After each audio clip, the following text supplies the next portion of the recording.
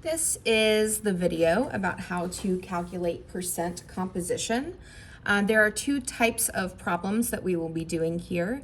And we're going to start with this example right here where it has C2H6, and we will be using the instructions or like the step-by-step from your foldable.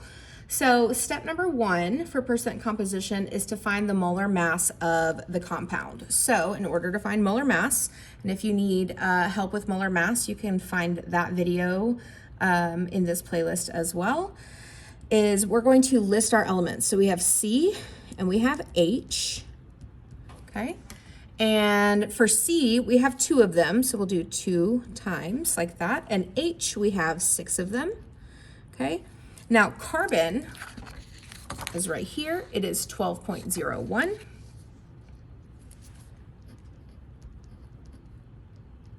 And then hydrogen, which is right there, is 1.01. So, some quick math.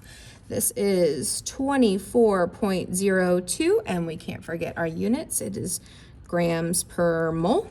And then here, this is 6.06 grams per mole. And don't forget, we have to add this up. So this is going to be 30.08 grams per mole. So step number one is to find the molar mass, and we just did that. The molar mass of C2H6 is 30.08 grams per mole. Now, step number 2 says divide part by whole. So here's what that means. This molar mass, this is the whole. And each one of these, this one here and that one there, those are our parts. Okay, so we're going to do part divided by whole times 100. Because this is a percent, and all percentages are out of 100. We want to be able to get that percentage. So the first one, we're going to do the first part, which is 24.02 divided by the whole, which is this guy down here, 30.08 times 100. So when we put this in our calculator, okay, we're going to do 24.02 divided by 30.08, and we'll hit enter. And then we're going to multiply that by 100. So you're going to use your best guess when it comes to rounding. So our answer here is 79.853 and a bunch of other numbers. So what we're going to call this is we're going to call this 79.9%. So 79.9%. Okay, that's the first part. Then we got to do the second part, which is this guy right here. So we're going to do 6.06 divided by 30.08 times 100. So we'll do 6.06 divided by 30.08 times 100. And this is going to equal 20.1%. So these are our percent compositions. The best way to check your answer is to look at your percentages here and here and see if they add up to 100%. In this case, they do, which is awesome. And so that is how we do that. Now, what happens if we get a problem like this one right here? This one is also in the foldable, and it says exactly 9.03 grams of magnesium combines completely with 3.48 grams of nitrogen to form magnesium nitride. So how do we go about this? Well, this is the nice easy part. It gives us the parts. Something that you should be doing every time that you get a math problem is you should be underlining important information with the unit, and a lot of times it's also important to include the chemical as well.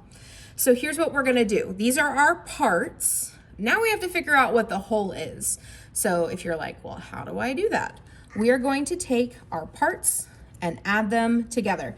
So 9.03 grams plus 3.48 grams equals, and I'm just gonna do this on my calculator really quick, and And our answer there is 12.51. So that is our whole. So now all we have to do is do part divided by whole. So we have our two parts here. They're given to us in the problem. So 9.03 grams divided by 12.51 grams, times 100.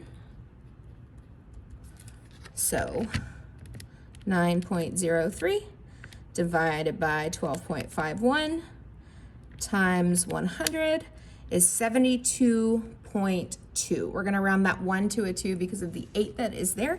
So 72.2%. That's part number 1. Our second part, 3.48 grams divided by 12.51 grams times 100. So again, in our calculator, we will do 3.48 divided by 12.51 times 100. So we will do 27.8%. And those are our percentages. And we have just calculated percent composition.